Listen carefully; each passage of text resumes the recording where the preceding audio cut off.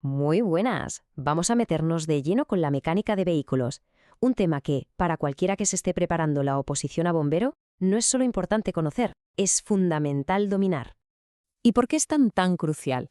Pues porque en una emergencia un vehículo deja de ser solo un coche, se convierte en una estructura que puede tener a gente atrapada o en un sistema complejo que puede arder o incluso explotar.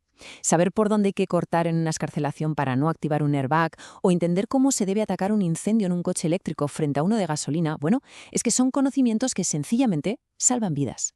Aquí tenemos la hoja de ruta de lo que vamos a ver. Empezaremos por lo básico, la estructura y la seguridad. Luego nos meteremos en el corazón de la máquina, el motor. Seguiremos con la transmisión y los frenos, pasaremos al sistema eléctrico y los nuevos vehículos y terminaremos con unos cuantos datos clave de esos que hay que llevar grabados a fuego para el examen. ¡Vamos al lío! Empezamos con el primer bloque, la estructura y la seguridad vehicular. Pensemos en ello como el esqueleto y a la vez el escudo que nos protege en la carretera.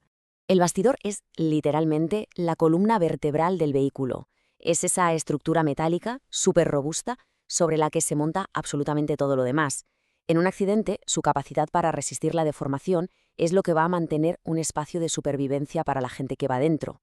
Es la pieza clave. Y sobre ese bastidor se construye todo lo demás. Por un lado el chasis, que es el bastidor más todos los componentes mecánicos, motor, ruedas, transmisión, todo. Y por otro la carrocería. Ojo que la carrocería no es solo chapa para que el coche sea bonito, es una parte fundamental de la seguridad, diseñada específicamente para deformarse, para arrugarse y así absorber la brutal energía de un impacto. A ver, hay que tener clara esta diferencia. En un coche hay dos filosofías de seguridad. Primero, la activa. Su único objetivo es evitar que el accidente ocurra. Aquí hablamos de los frenos, la suspensión, la dirección, todo lo que nos ayuda a mantener el control.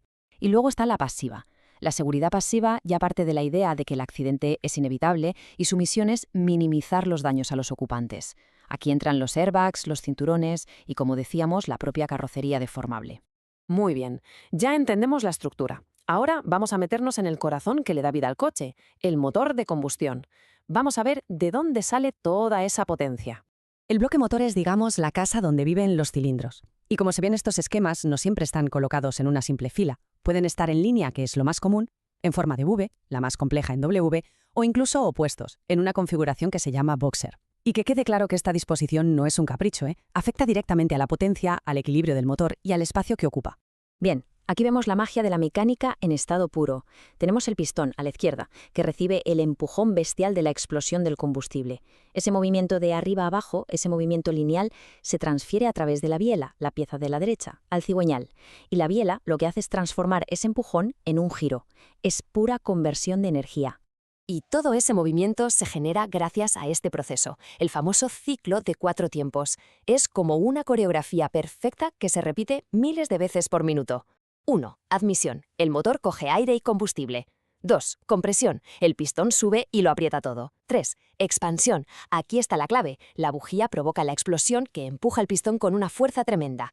Y 4. Escape. El pistón vuelve a subir y echa fuera los gases quemados. Y todo este baile ocurre en solo 2 vueltas del cigüeñal. Impresionante. Vale, ¿y cuál es la gran diferencia entre un motor de gasolina y uno diésel? Pues está en cómo empieza la fiesta, en el encendido. El motor de gasolina, el del ciclo Otto, necesita una chispa de la bujía para que la mezcla explote. En cambio, el diésel es mucho más directo. Comprime solo el aire con una fuerza tan brutal que lo calienta a cientos de grados. Y justo en ese momento se inyecta el gasoil, que explota al instante por la propia temperatura y presión. Es una autoinflamación. No necesita ninguna chispa. De nada sirve generar un montón de potencia si no la podemos controlar. Así que ahora vamos a ver los sistemas que se encargan de llevar esa fuerza a las ruedas, la transmisión y el que es vital para la seguridad, el sistema de frenado. La gran mayoría de los coches que vemos por la calle usan un sistema de frenado hidráulico, es decir, utilizan un líquido especial incompresible para transmitir la fuerza desde el pedal hasta las ruedas. Pero este líquido tiene un punto débil, un enemigo, el agua. Es higroscópico, una palabra clave que significa que absorbe la humedad del ambiente. Y como vamos a ver ahora, que haya agua en el circuito de frenos es sinónimo de un posible desastre. Este dato es importantísimo, 250 grados centígrados. Es la temperatura a la que hierve el líquido de frenos de OT4 nuevo. Pero si absorbe agua, su punto de ebullición cae en picado. ¿Qué pasa entonces? Pues que en una frenada fuerte y prolongada, el calor puede hacer que esa agua hierva, se formen burbujas de vapor en el circuito y el pedal de freno se hunda hasta el fondo sin frenar nada. Es un fallo total. Los vehículos pesados, como los camiones de bomberos, juegan en otra liga. Usan frenos neumáticos, o sea, con aire comprimido, no con líquido. El sistema es distinto. Un compresor llena de aire unos depósitos, los calderines. Pero lo más curioso y seguro es el freno de estacionamiento.